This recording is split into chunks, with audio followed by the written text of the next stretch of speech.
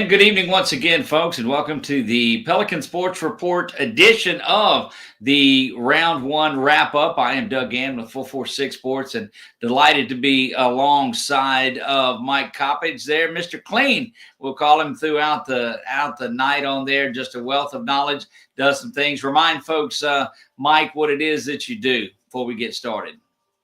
Hey, Doug. Well, I'm a full-time freelance writer, which means if somebody hires me, I'll write a story, and I do it for a few places. High School on SI, which is under the Sports Illustrated umbrella, and everything there is free. So please check me out on there. And I also work for the Acadian Advocate and the Daily Iberian, and I freelance for a few more people as well. So. And just look me up on social media and check me out sometime. Very active on X, very active on Facebook, I know as well. So go in there and follow. And your articles you post there on Facebook and on Twitter or X or whatever it is, so folks can find out a little bit of anything that's going on. Your top 25s are just spot on with the rankings, with the players, with all of that, and just kudos to the work that you're doing, my friend. Well, I appreciate it. I will update the top 25 softball rankings tomorrow. I was a little tired after our show that I was due to update them on usually on Thursday. But I was a little tired, and I was covering a softball game Thursday afternoon, so I decided to just wait until after the first round and update them. So that's what I have all of tomorrow blocked off for, to update the top 25 softball rankings. Well, there you have it indeed. Just a reminder to folks that are watching, and we had a good number of comments and questions wherever you're watching. If it's Facebook, if it's YouTube, if it is on X, you can log in and ask your question right there. And so anything that we talk about tonight, maybe you agree with us, maybe you disagree with us, and I'm quite sure that there's a lot of times that you'll disagree with us, especially me, because I pull them out of my hat on there. So anyway, as we go through the brackets, that's what we're going to do tonight. We'll go through the brackets, and that'll give us the opportunity as well to maybe talk about some of our key players that we saw in what we covered throughout the weekend too. There were, I guess, close to 72 or 73 games. Right, and I believe you mentioned that there were 49 in one day. I think on Thursday. 49 games on day one because people were trying to get ahead of the Good Friday and then the Saturday holiday weekend. There was even some talk of some people maybe moving the Tuesday games back into Saturday because of the rain that they're thinking about that's coming in. But the beauty of softball is you don't need a big window to get the games in. Right. And looking forward to the next couple of weeks. Should be a lot of fun. We're flying. If you're not tired now, you will be come May the 3rd. That's for sure. Well, let's jump right into it, Mike. How about that? Let's go into let me see. I don't know which bracket I'm in. Let's get into Division I non-select, and we'll work our way through that. That we'll work on the non-select side, and then we'll come back and we'll do the select side, and we'll go through each of the games and pick who we think our winner is going to be. And we'll go through that quickly. If there's somebody that you have a highlight from, just let us know about it too throughout there. But let's jump into it. Sam Houston and Natchitoches Central. Natchitoches Central won 3-0 over Houghton. Does anybody beat Sam Houston? I don't think they'll lose this round. They've been playing really good softball and have been beating people handily. There you go. Both of us in agreement on that. Sam Houston gets through this round. Is there a potential upset? Well, we'll save the drama. And that's called building for the next show. Might be an upset. You'll have to tune in and we'll tell you about that then too. So West Monroe and Live Oak, that's a very interesting one as well. Piper Hicks from West Monroe, 3 for 3, 3 RBIs. Had 3 doubles on the day as West Monroe won their game over Zachary 11-1. What do you think, West Monroe and Live Oak? Well, if you asked me, I guess maybe a week or 10 days ago, I would, without hesitation, say Live Oak. But they lost a few games down the stretch. I believe I might have said they got run ruled by STM the other day. They lost 10-1 actually, so Okay. a 10-run game. But West Monroe has been playing good softball lately and has a recent win over Alexandria. And so at an 8-9 matchup, which you expect it to be a good one, it should be a good one. I'd like Ava Kate Phillips and Live Oak to win. You like Live Oak? I like Live Oak. All right. Well, that just threw me out of nowhere because you were saying of late and all of those things. So and we're only 2 picks into this now. I'm going with the Lady Rebels of West Monroe in there. I agree. They've been playing some really good softball lately, have had some big wins in there. So I like West Monroe to head down to Live Oak and get that win. Hahnville and East Ascension. East Ascension coming off of a game. They won 14-9 over Parkway. Hahnville off the bye. Hahnville or East Ascension? I'm going to go with Hahnville. They have Coach Jeremy Duplantis, who was at won a state championship at Vanderbilt Catholic last year. But East Ascension is a team that can swing the bat. They're in their first-round playoff win over Parkway. Mackenzie Creel and Caden Toyer had back-to-back jacks, back-to-back home runs. And the Spartans can swing the bat, but I like Hahnville to win. I'm going Hahnville as well in that one. We'll drop down. And if we go through these quick, it's just because we've got a lot to get through, and we don't want to be here for 7 hours on this by any means. And I joke it's not going to be near that long. But if you have your comments along the way, just pop them in whichever browser that you have in there. Southside and Santa Ma. Well, it's hard to pick against Santa Ma because you know that they know how to win a state title. No matter what. But Southside is playing well. They have the freshman Riley LaBelle, who we discussed, the transfer from Homer Christian, who pitched a shutout against Washington the first round, hit a home run. They have J.C. Gary back. They have Jenna LaCamus back. They have a lot of players back. They went to Sulphur last year and lost to St. Amand, and I'm going to go with St. Amand to win. Going Santa Ma there. Gary and Lavelle each homered in that game. I think they're rolling. Is it enough for an upset of Santa Ma? I don't think so. I'm going to stay with Santa Ma as well. So we're close. We're only opposite on a couple of them. Dutchtown and Central Baton Rouge. I like Dutchtown. Same. Yeah, Abby Freilich has been pitching extremely well. She can hit too. Central has won, I believe, 19 of their last 20, and they've been on fire. I believe Dutchtown was upset in the early rounds, or at least they were upset before they got the Sulphur last year by an underdog, and so I don't see them bowing out in the regional round. No, they're focused in that. Both of us take Dutchtown in that one. Walker and Sulphur, you and I had some discussion about this a little bit earlier. Sulphur, all they did is put Pressy White into things. She's a Southern commit on there. 3 for 3, 6 RBI in that game for White. 2 of those via the home run on there, and scored for it herself. She's just a machine out there. Can Sulphur take down Walker? I mean, this seems like a toss-up. We find out that Alexis Petrie, who's one of Walker's top hitters, also one of their top pitchers, I believe may have had some arm trouble lately and may not have pitched as much as earlier in the season. And so I see it as a toss-up. I'm going to go with Walker. You're going Walker in that one. I'm going to stay with Sulphur in there. In March Madness, if you look at my brackets, you'll see most of the time I have the 10 seed advancing. That has 0 to do with this, but I like Sulphur in this one to knock off Walker. So we're split on a couple of them so far, and that's what makes for interesting times on there. We did skip one in there, West Washington Airline.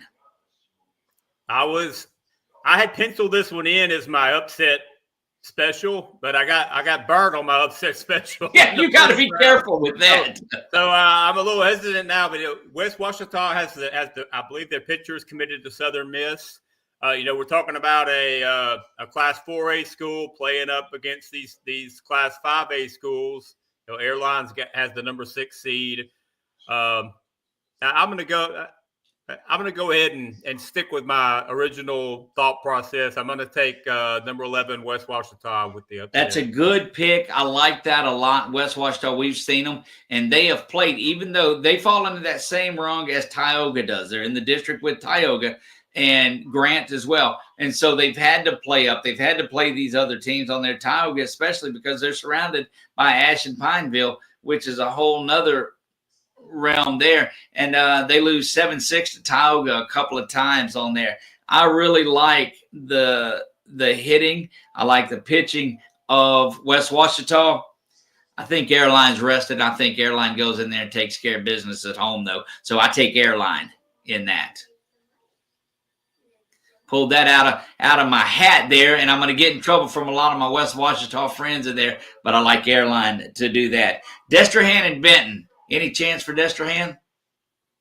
Well, in this Division I non-select bracket, I don't think you can rule out anybody possibly getting an upset. But Benton, I mean, they've consistently played at a high level the whole year, and so I'm going to stick with the Tigers. I'm going Benton as well. Got one message coming in, and that's just a hello. Charles Cologne says he's watching on there, so big shout out to him. We appreciate it, and that's the way you do it. Just pop your message in there, and we'll get your question answered for you, or your comment on there. Let's move into Division II non-select. Division II non-select. We'll start off with the Powerhouse Griffins of North DeSoto. Rain off of their big win over Minden 6-3. Congratulations, you win, but you're going up to North DeSoto and Stonewall to go face those ladies. Yeah, I mean, until somebody knocks North DeSoto off, then this season, I mean, they're the team to beat in Division II non-select for sure. Yeah, there's no doubt about it here. I'm not going to even try to build up any way that Rain beats them, and I'm sorry about that, Rain, if you're watching on here tonight. But North DeSoto is who North DeSoto is, and so we'll stick with that.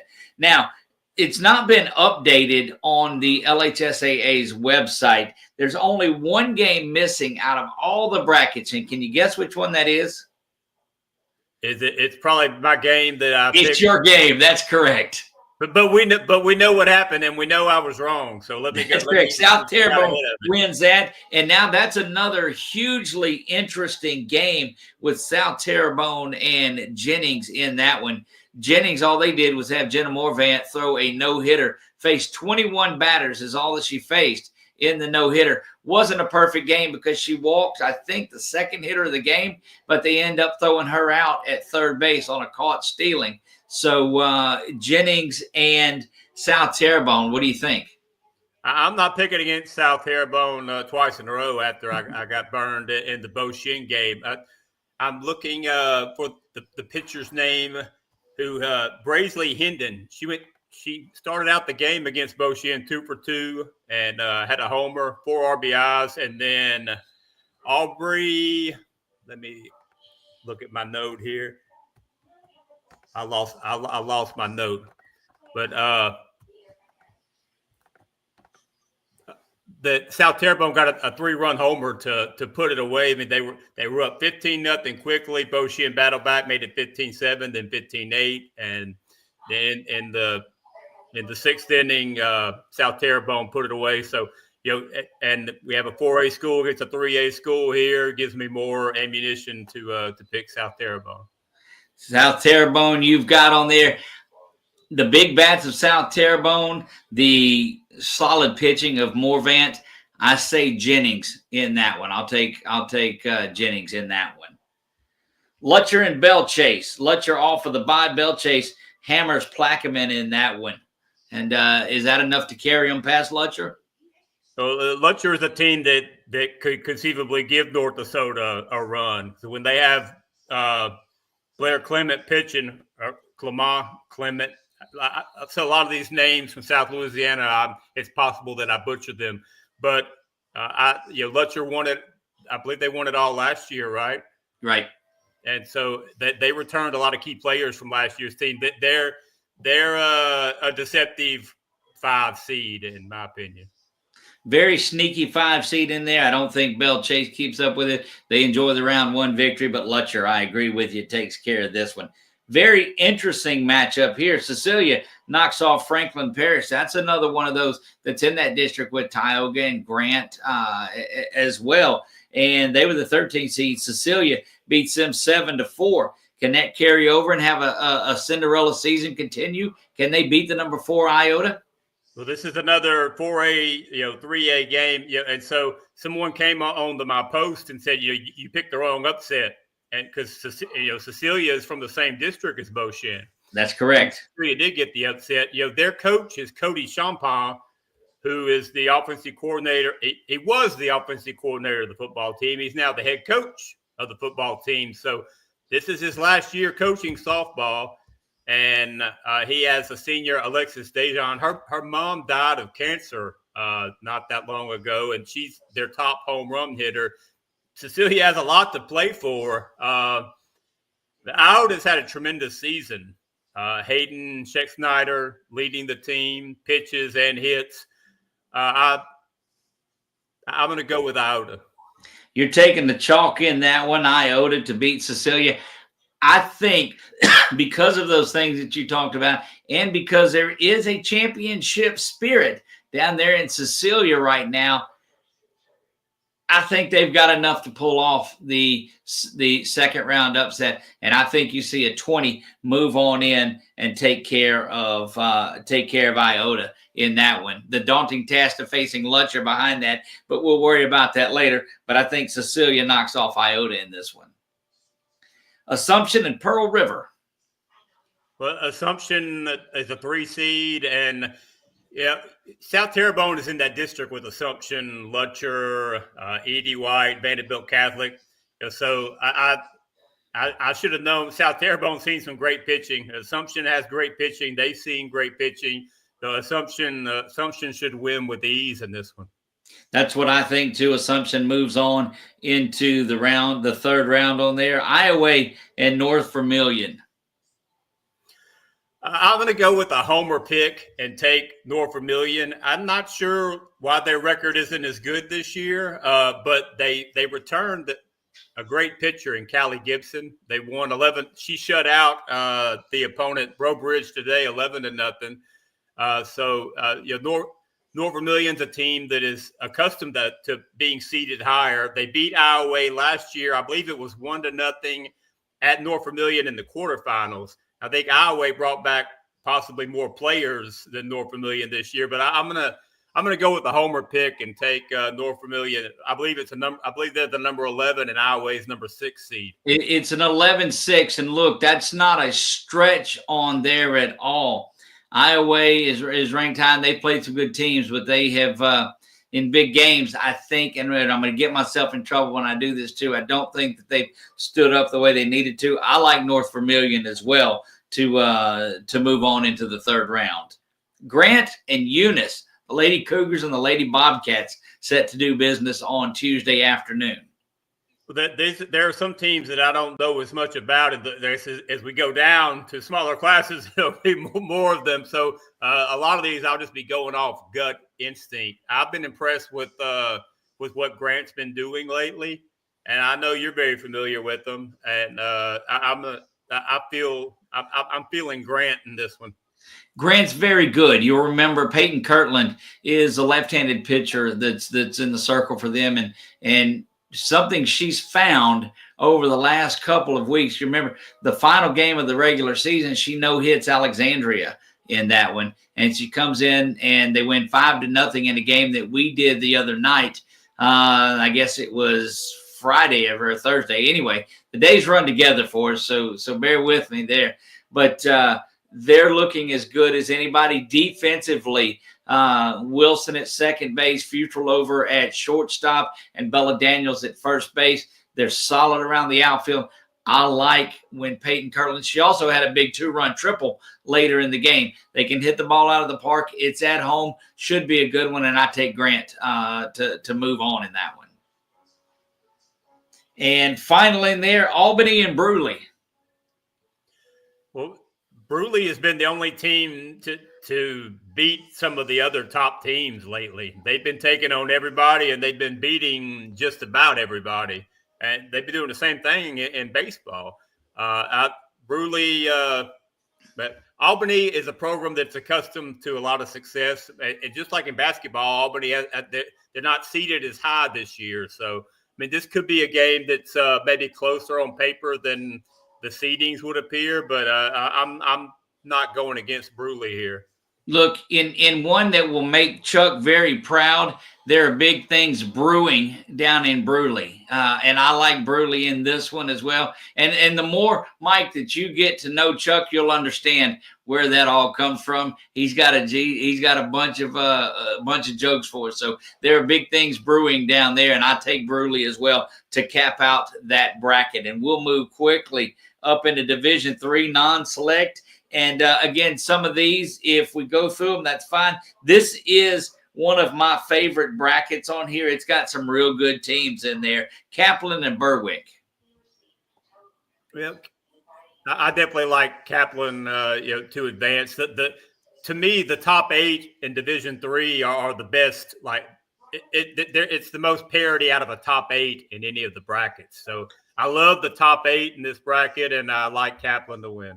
So we'll go Kaplan there. Now you've got a tough one, though. The 8, that's French Settlement. And I know we talked last week or on the show prior that you like French Settlement. Can Marksville go in there and win that game? Marksville won 11-0 over Port Barry just a couple of days ago. Have I been hearing about a freshman pitcher at Marksville? Is that what you guys were talking about? Or maybe I saw it on Tiger Droppings. I think it may be. Yeah, I'm not sure.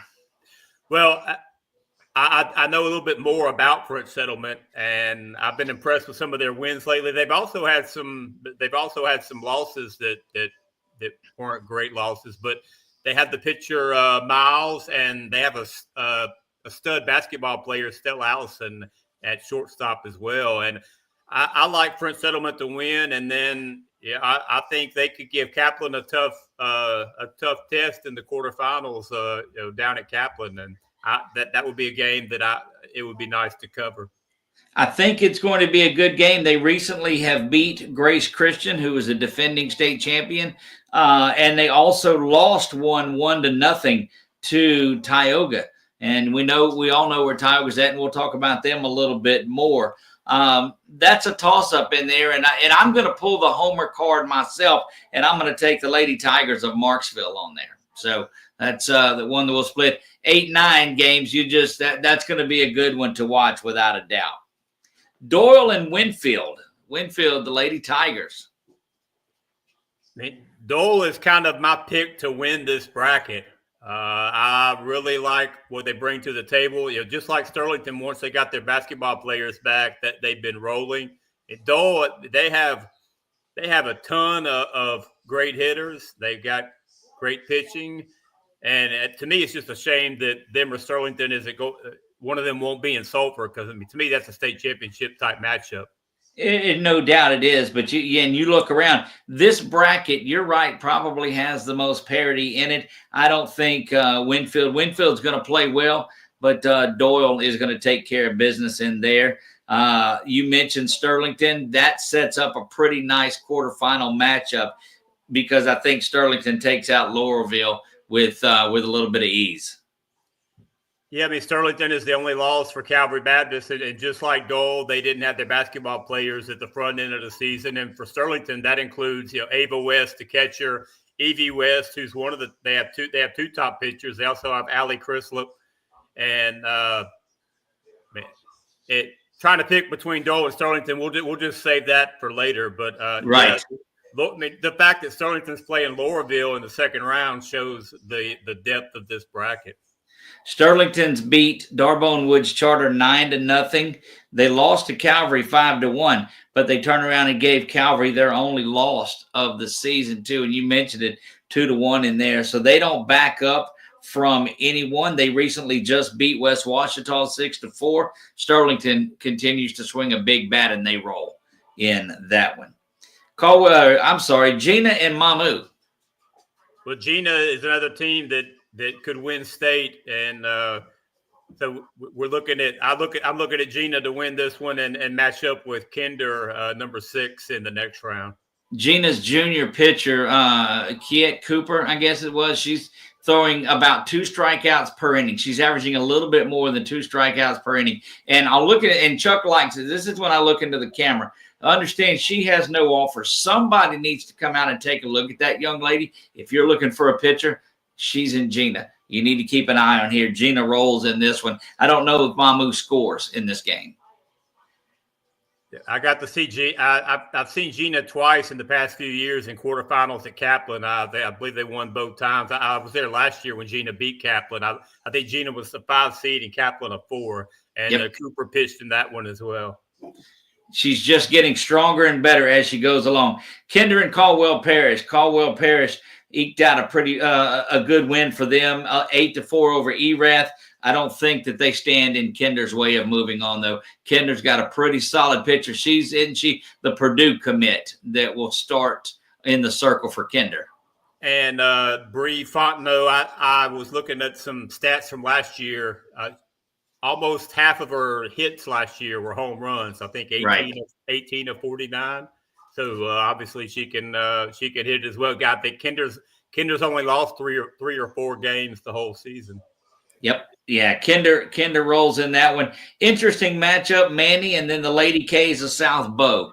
I like South Bow in this one. I've seen them play a couple of games this year. They came up to Menard and played Menard pretty tough and played the Florine Lady Cats, who had a big victory as well. I like the Lady K's in this one.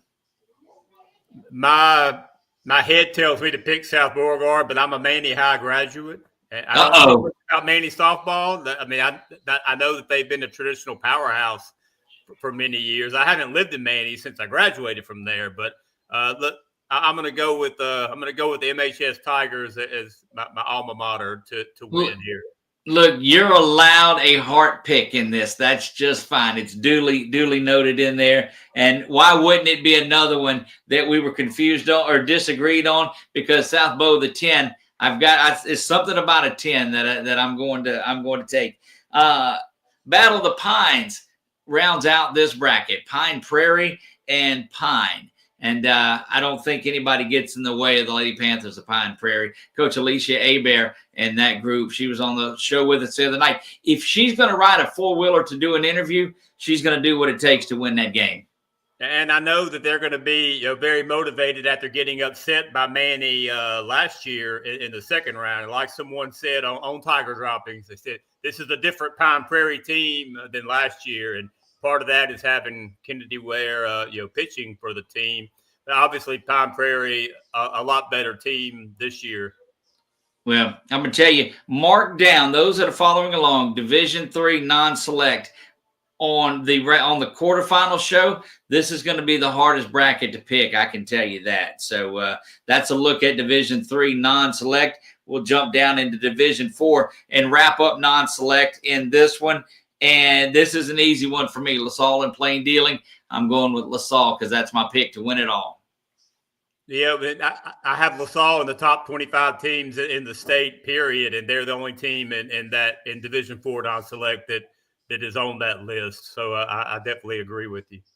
Well, if you've got a comment about it too, and you're watching along, make sure to drop it into. Let us know if you think that our picks are completely out of whack, and we can't both be wrong on a lot of these because we've been on the other sides of one of them. So if you're trying to take a side, probably best to go with Clean with all of his knowledge on there too. But leave us a comment in there and let us know if you're watching and who you're looking for. Another tough one, DeQuincy and Grand Lake on there. DeQuincy puts up 20 runs in their game. Yeah, and some of these I'm really flying by the seat of my pants. I'm going to go with DeQuincy. DeQuincy there, the 9, that would be one of the upsets that you pick. So can you redeem yourself and that be your upset pick on a 9-8? We'll see about that.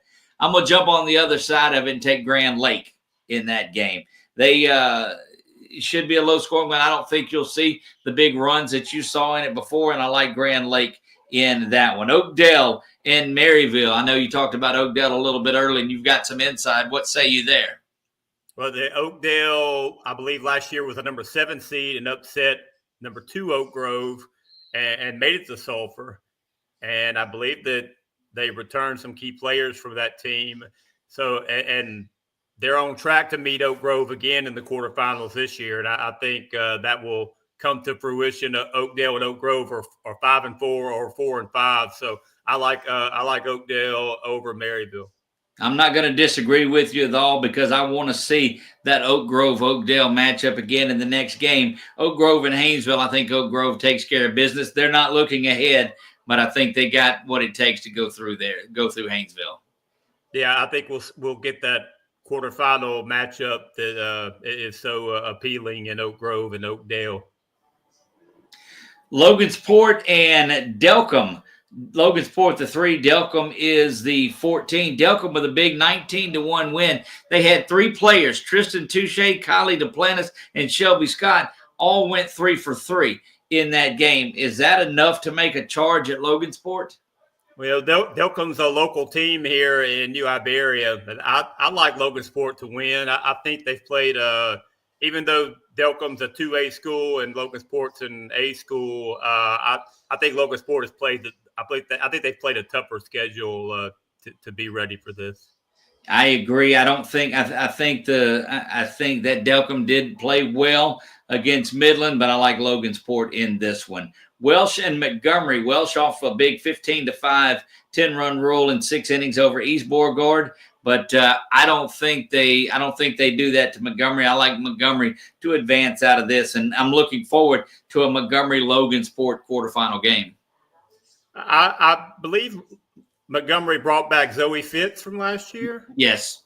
So I mean that's reason enough to pick Montgomery here. I mean this is a team with a lot of they know how to win games like Saint Amand, and so yeah, I definitely going with Montgomery here.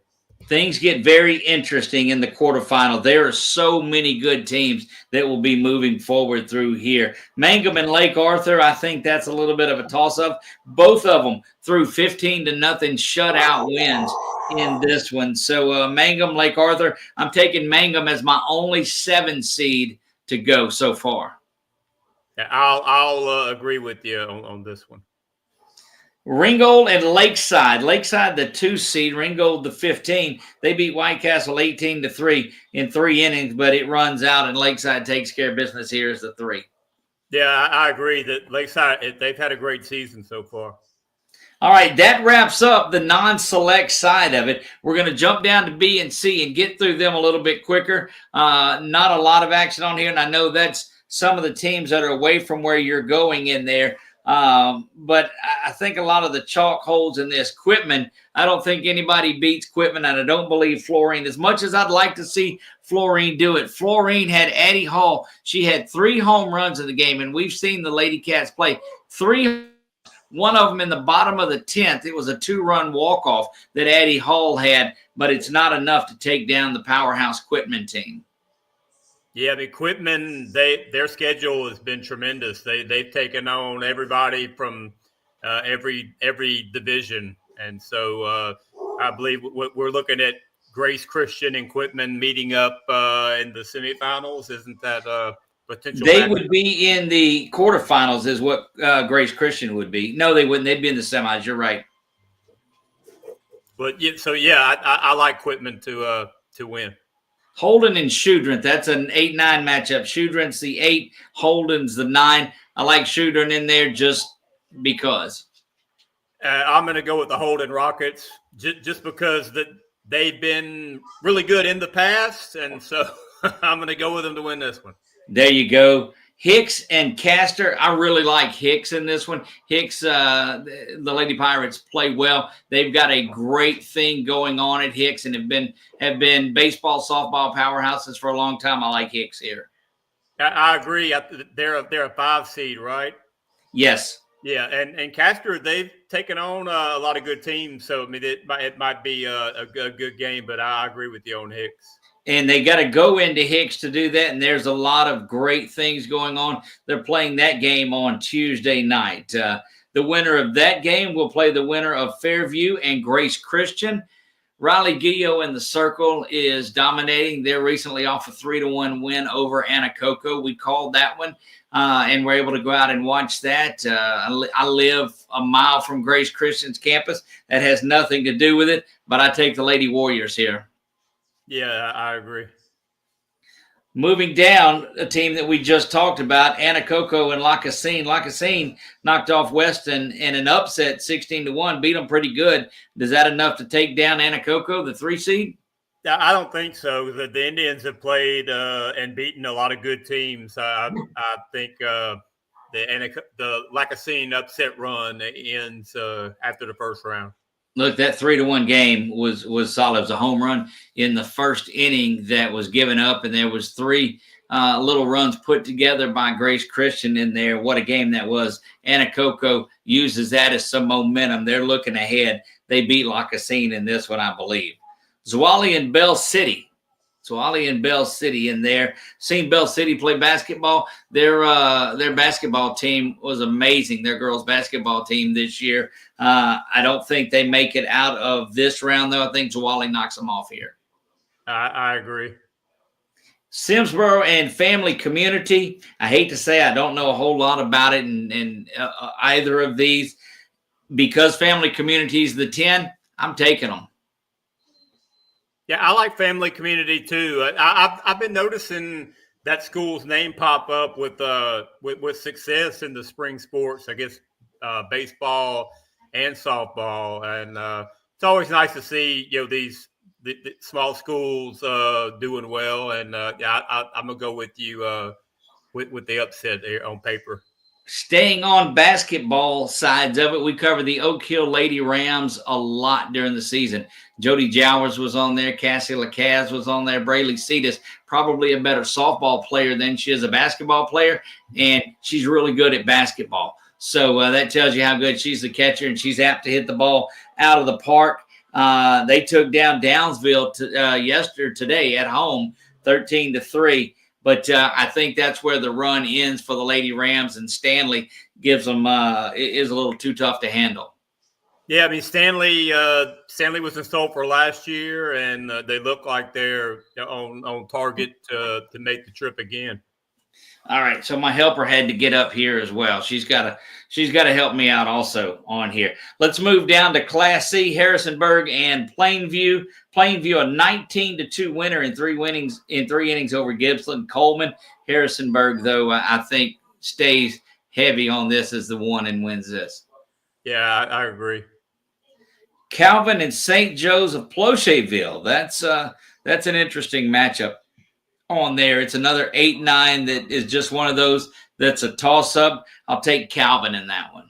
Yeah, I definitely agree with you. I made a note to, I mean, even though it's a 9 and an 8, it won't be a quote unquote big upset. Right. I written this one down to pick Calvin and to win this one.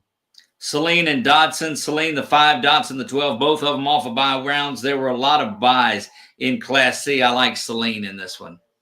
Yeah, I'll go with the same. Evans and Summerfield, the chalk holds. Evans had a 16-0 win in that as the 13 beats the 20 seed, but Summerfield has played good all year. Yeah, and it is interesting how some of these schools that have good basketball teams, a lot of the basketball players, I'm not sure if they do play basketball and softball for Summerfield, but I would guess that they probably have some of the same players, just like Oakdale. I'm sure Dole, Sterlington. I agree with you. Summerfield to win.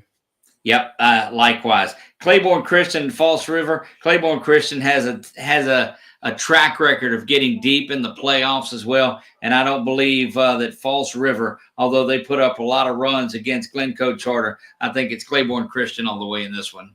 Definitely.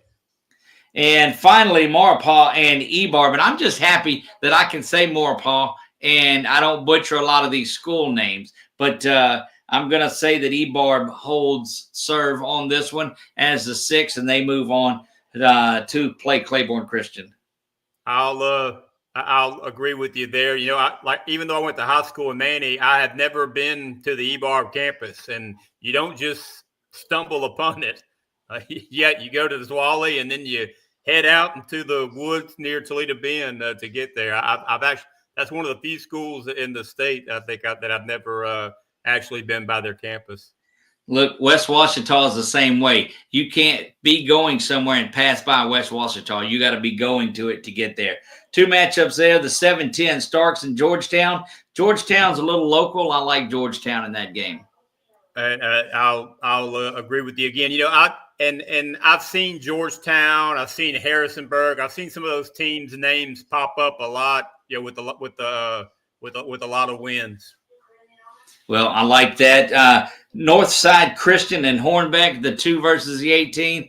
Don't let that fool you, but Hornbeck's not in this one. I know they won, but Northside Christian rolls. Yeah, and Northside Christian, they were number 1 until the final week of the season. That's correct. Kaplan. And I did get to go to that game, and they have a solid team. Should get the W here.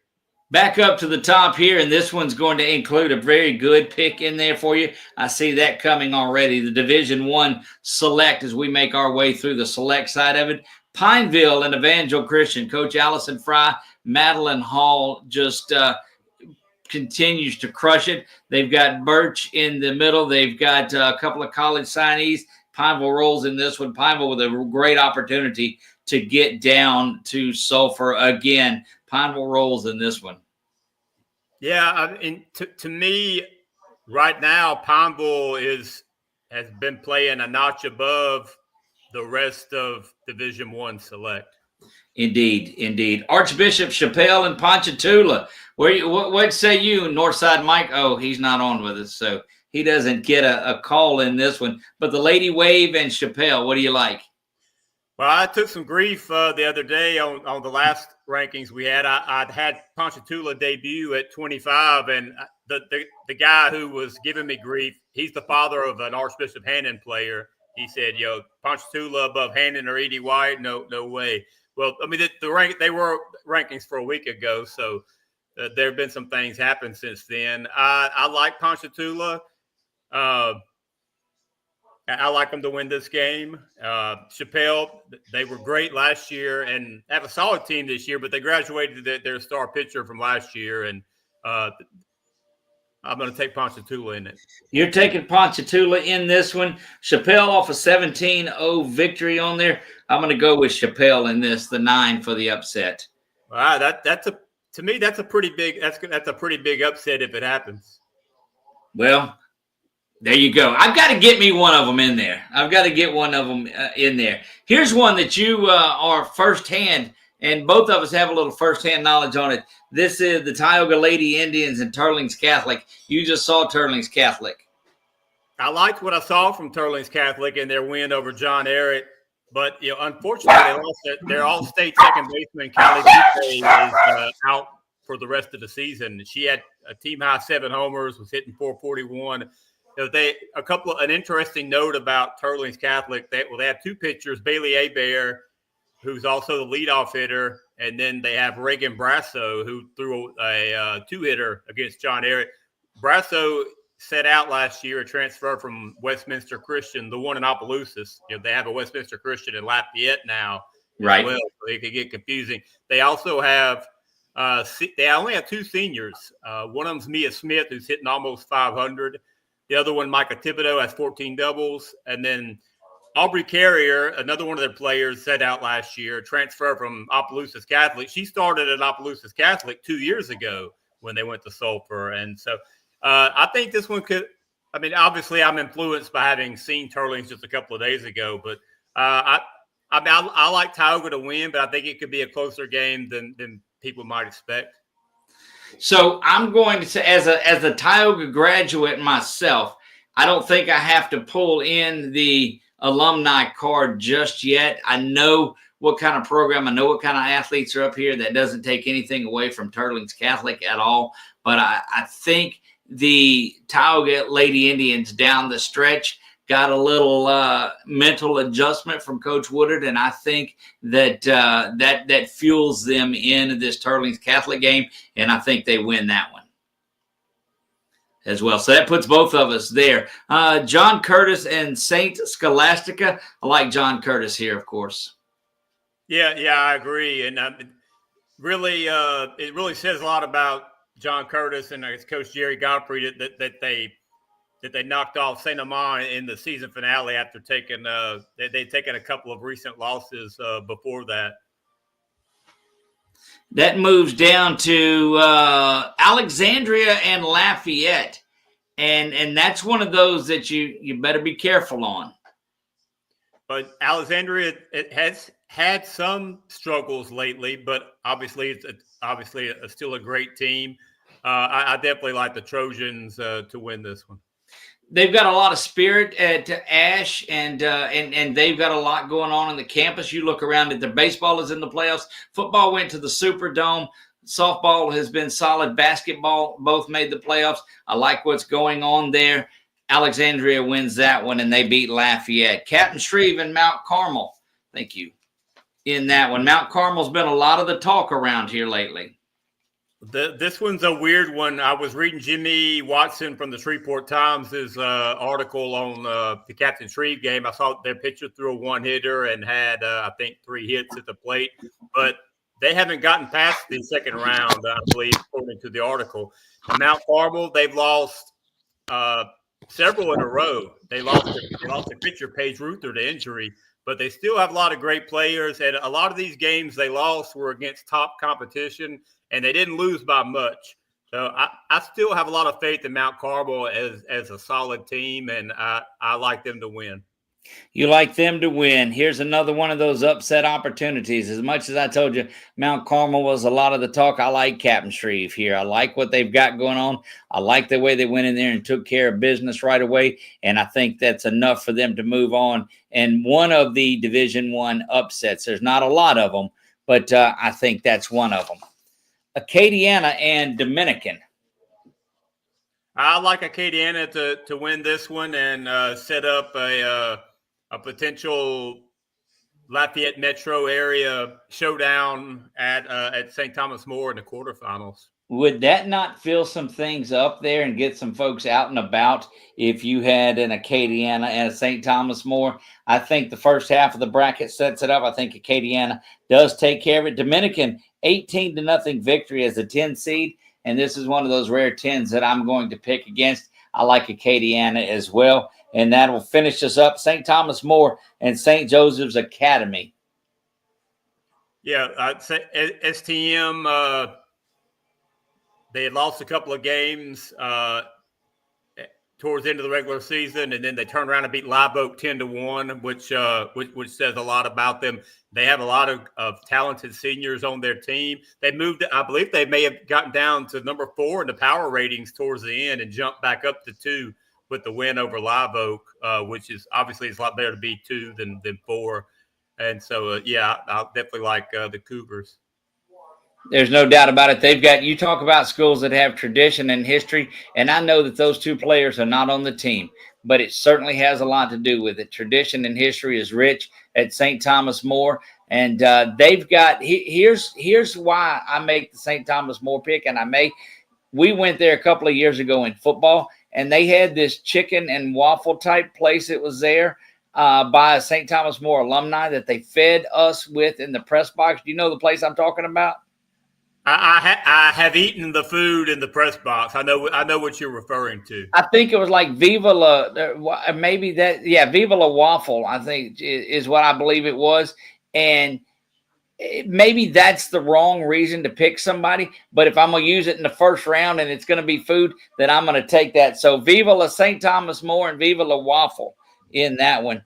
That will move us up to Division II selected. We're rolling through this one. We still may make our 1 hour time limit. Vanderbilt Catholic and Cabrini. Cabrini with a big win over Loyola Prep in the first round, but Vanderbilt Catholic, it's just too much. I'm very, very impressed with Vanderbilt Catholic, and they don't have any seniors. So Lauren Bodwin shut out John Curtis and St. Thomas More, and I'm pretty sure that's the first time either of those teams has been shut out all season. And it was in, it was at STM's tournament. It wasn't on the STM campus, but it was in their backyard at Broussard. So, I mean, Vanderbilt Catholic they're up there with the best teams in any class, in my opinion. Yep, bar none. I'm still would like for us to work out one of these days when all of the champions are done. Let's go the next weekend and let everybody play each other. That would be a great tournament weekend, I do believe. St. Michael the Archangel and David Thibodeau in this one, 8-9 matchup. What are your thoughts? This one's a weird one. David Thibodeau's coach was arrested, so he got obviously let go of the job. And that's a program that since they don't play football, they're kind of under the radar as a school, but they've been doing really well in basketball, and they've been on the come up in softball lately. And I'm gonna do a homer pick here and take. I believe David Thibodeau is number 8, and David Thibodeau is number 8 in there. I'll take David Thibodeau to win this one. I'm going off of a big outing on the week before, on their game before, back on Thursday, as they put up 19. And I hate to say that I had not heard of this team before. Lord Beaconsfield Landry, had not heard of them, don't know anything about them, but still, when you can beat somebody 19-0, that's solid in the playoffs. And so I'll take them as the 9 to knock off David Thibodeau. Can you tell me where Lord Beaconsfield Landry is? It is on the West Bank of New Orleans, and it's in Algiers, not far off the Crescent City connection. You make a turn as soon as you get off the bridge going into the West Bank, and then it's tucked away in one of the neighborhoods there near the bridge. That's why you're the guru of all things sports in Louisiana, without a doubt. Just like that. Laranger and Kenner Discovery, and this is one of those that North Shore Mike got stretched out on. Laranger, surely they can take care of the Swamp Owls, who may have the best nickname, the Swamp Owls, but Laranger or Kenner Discovery. Yeah, I mean, Laranger's had one of the best seasons of anybody from a one wins and loss standpoint. And Mickey Watts, UL Raging Cajuns signee, I believe, had a great season. Definitely like the Wolves to win this one.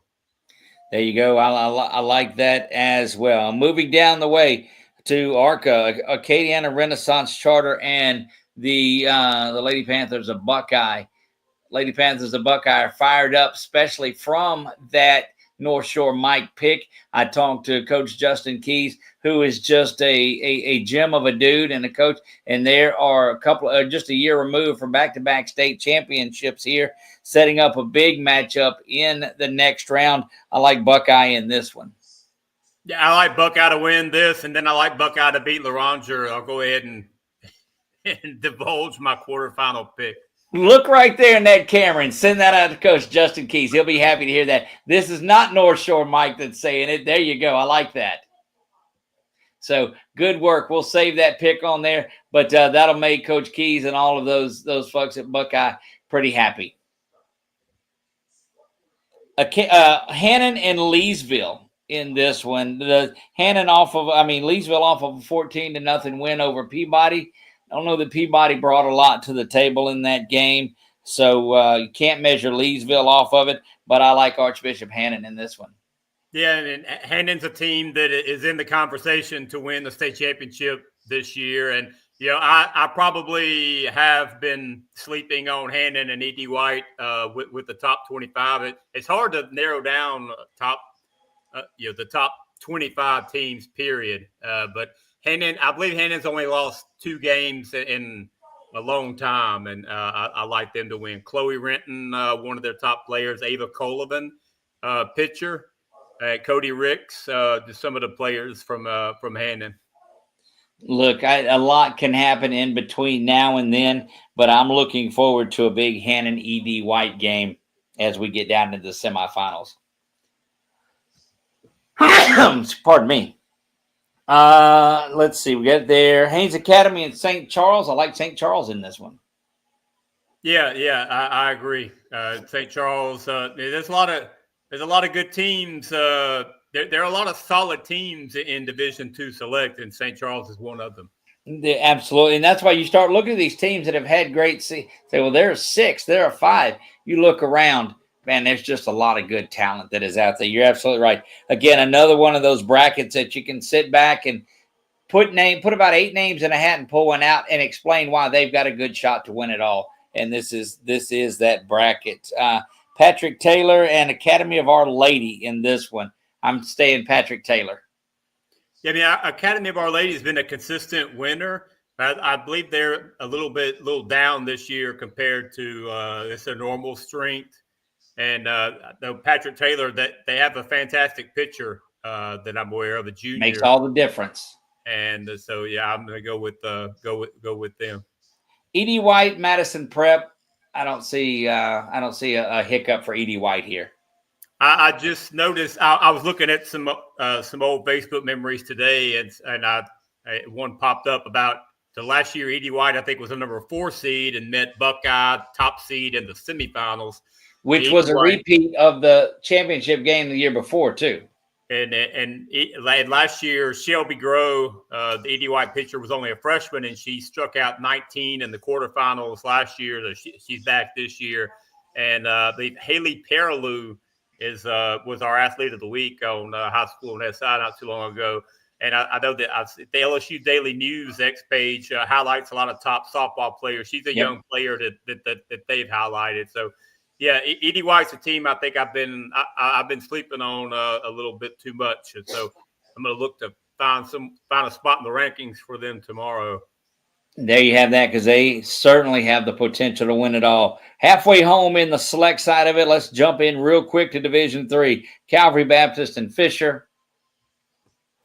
Yeah, the Lady Cavs roll in that one. Right. I think it gets over with early. Interesting game here. Bunkie and Dunham. Bunkie off the 9-2 win over Ursuline Academy. They're really solid this year, looking to avenge their football team. Coach Kate Hillman is the coach for Bunkie. Coach Jimmy Hillman is the coach for Bunkie football.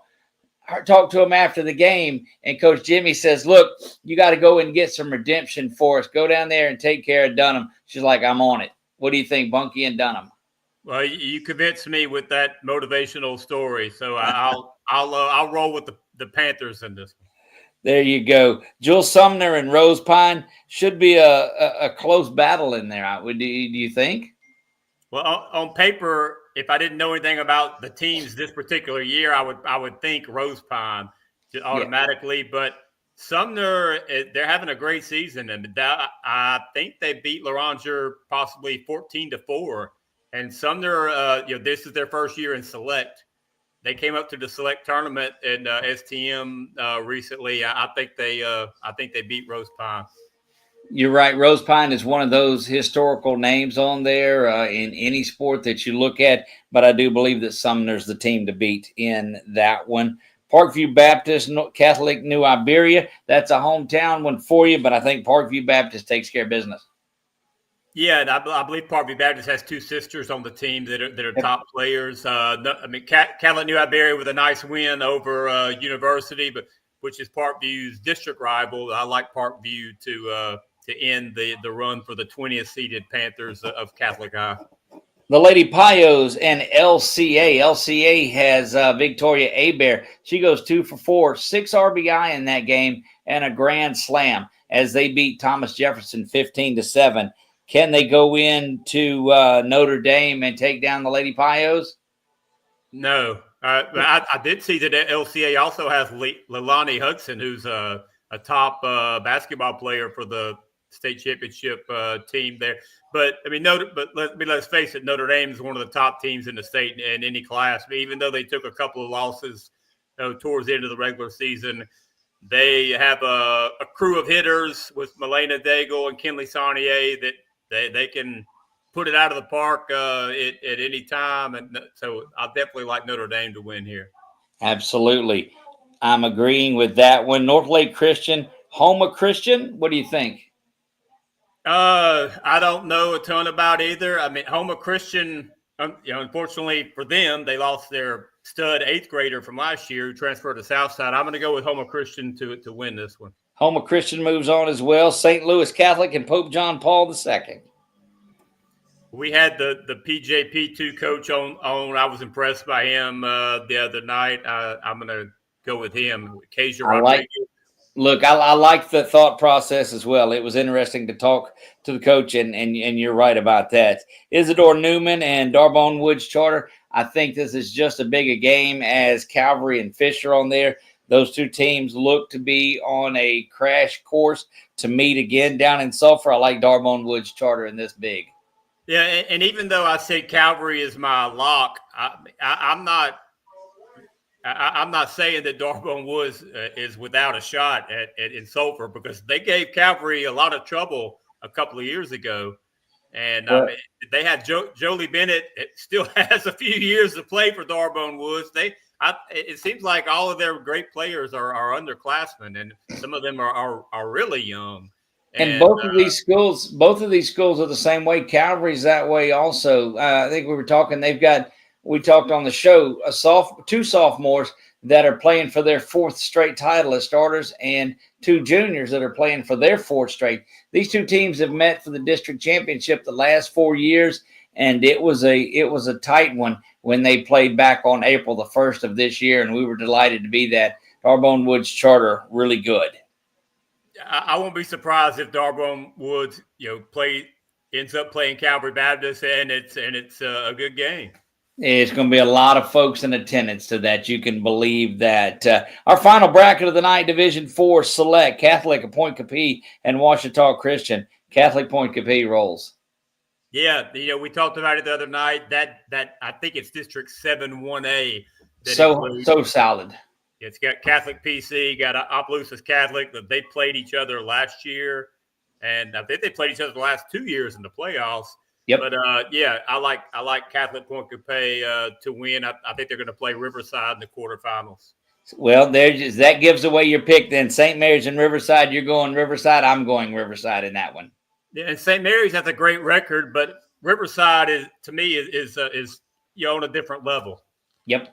Riverside's one of those you look at and say, how are they eighth? Well, you look at the top 7 ahead of them, you're like, okay, it's another one of those brackets. And every time I say that this bracket is the toughest bracket, here comes another bracket that's just as solid in there. And this one is no slouch as well. Holy Savior Menard and Central Private in there. The Lady Eagles are behind Kaylee Methvin, who has been a solid pitcher. The junior is there. They've got Sawyer Shelton at center field, who's their leadoff hitter. Hit her first home run of her career as a slap hitter. She's got a couple of them this year. But they've got Addie Wright at first base. They've got Sophie Giordano, one of the seniors there. Bella Davis is over at second base. Giordano is there. They've got an 8th grader, Kenzie Lyles, that plays third base. She leads the team in home runs as an 8th grader. Kate Perotti behind it's just a well-rounded team, and I certainly believe Menard wins this one. Yeah, and they've been surging lately. I think that they were around number 8 at one point in the power rating. They were and worked their way up. And that final game of the regular season, they played Sacred Heart. Sacred Heart came in at 5. Menard was 6. And you knew that whoever won that or whoever lost that would drop some. Menard wins that one 3-0. They jump to number 5. Sacred Heart falls to number 7. What a ball game that was, and what a way to end your regular season. Yeah, so I think we're going to have Menard and St. Frederick matching up in the quarterfinals. Look, that's going to be a good one because those two have already played on a Saturday in April, or in March, actually. Played a doubleheader on there. And, St. Fred's, and we'll get to them right after this one. But I like Menard there. Covenant Christian and St. Fred's. I think we both like St. Fred in this one. Yeah, definitely. And I liked what their coach had to say the other night. He strikes me as a no-nonsense type guy with a lot of knowledge, and definitely like St. Fred's. Yep, Coach Ronnie Lasuzo was certainly great to hear.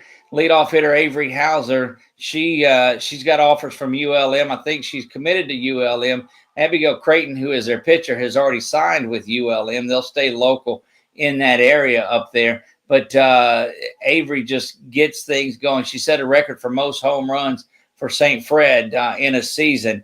Gets things going, patrols center field like nobody's business, and that St. Fred's team is for real without a doubt. Ascension Catholic and Ascension Christian. You can't just take Ascension in this. You have to define it with a last name. Well, Ascension Catholic has beaten some really good teams this year. I believe the Bulldogs are a substantial favorite to win. I'm on the Bulldogs as well, and that sets up some great matchups down the road. Cedar Creek and St. John. Cedar Creek off of a big win over Delhi Charter, but I think St. John moves on in this. Yeah, I agree. And when I was doing my due diligence for our previous show, I noticed that St. John is number 6. Yes, and they beat number 3 Ascension Catholic in district. So if 6 and 3 win, it'll set up a rematch from district that number 6 St. John actually won in the regular season. Well, and just a lot of these teams are in that way because you look at the number of teams out of that division that are ranked so high. We talked about Sacred Heart and Glenbrook. Glenbrook, to me, is a team that just is as spirited as anyway. Their social media is full of all of the great things that they do. A very, very solid team, the Apaches there. But I've seen Sacred Heart play, and I think that they're going to be okay in this one. I haven't seen Sacred Heart play, but I saw Opelousas Catholic when Will Pedri was coaching Opelousas Catholic before he went to Sacred Heart, and he brought Opelousas Catholic to Sulphur with a very, very young team, and now he's moved over to Sacred Heart, and he won, like we discussed on the previous show, he won the district over the 1 and 2 seeds, Catholic PC and Opelousas. That's Catholic. correct. And so a potential fascinating storyline in the quarterfinals at Sacred Heart and Opelousas Catholic's former coach coming to Opelousas Catholic potentially with a trip to Sulphur on the line. Look, I'm telling you what, this is the best bracket. I know I've said that on every bracket tonight, but this one is just as good as any of them. St. Ed's, Opelousas Catholic, Opelousas Catholic rolls into that quarterfinal matchup without a doubt. Yeah, I covered those two teams playing in the second round a couple of years ago, and Opelousas Catholic, they just they've been reloading for a few years now, and That's even correct. though they'll lose Ashley Little to graduation this year, they're still going to return some top players. Madison Gooseman, for instance, is the shortstop. Well, you know, you talk about softball games, and you and I have talked. We cover baseball and we cover softball. We like softball simply because the games are a lot quicker. And so when you're doing one and you're not getting paid by the hour, but getting paid by the game, then you certainly like them to go a lot faster. But the pace is so fast. The playoffs are so fast. We're already in the second round, and we're a couple of days away from the third round, from the quarterfinal matchups in this thing. It just flies. Yeah, you're right. Like I said, I was going to update the rankings on Thursday, but there's only so many hours in each day. That's right. Well, and still got to take care of some other things around here, and my dogs as well. You see those rolling around. Mike, any parting words for them tonight? You still holding on to Calvary as your lock? Yes, and I want to congratulate South Terrebonne on the big win because Beauchene had I believe an actual record of something around 16-6, not including games they had to forfeit. And they had played some tough teams recently. They lost to LaSalle, but they had some quality wins lately. And South Terrebonne, jumped all over them. And kudos also to Beauchene for not laying down and climbing back into it. But just want to give. I picked the wrong Gators, so congrats to South Terrebonne Gators. Well, there you have it. It's an exciting time, and after the quarterfinal round, and we get ready for the semifinals, we'll sit back and we'll pick those. Or before the quarterfinals, we'll sit back and pick the quarterfinal matchups. It'll take half as long because there'll be half as many teams that are remaining on there. The way we looked at it, there are about 80 games going on, 8 in each bracket and 10 brackets. That's a lot of softball. Before we make our way down. Getting excited. Sulphur is going to be here in just about 12 days is what it is. You can follow along with Mike. Tell them where they can find your stuff, Mike. You can find me on social media on Facebook or X, which used to be known as Twitter, or you could just Google my name, Mike Coppage, and High School on SI is where my free articles are, and then I also freelance for some newspapers as well. Well, there you have it. Check that out, and I encourage you to look at those. Of course, you can find everything that we do at 446sports.com. go back and watch a lot of games. If you want to, our live streams are put on there. We have our YouTube channel that lists out the different playlists on there as well. Or you could find us on Facebook and X, just about anywhere that you'd like to on there. But you'll find us right here when it's time to talk football. Mike, thank you so much for spending a little time with us on here. Want to wish a happy Easter to everyone that is out there. Mike, enjoy your evening, sir, and thank you. I appreciate it, Doug. There you go. For Mike Coppins, I am Doug Gann. God bless you all and good night.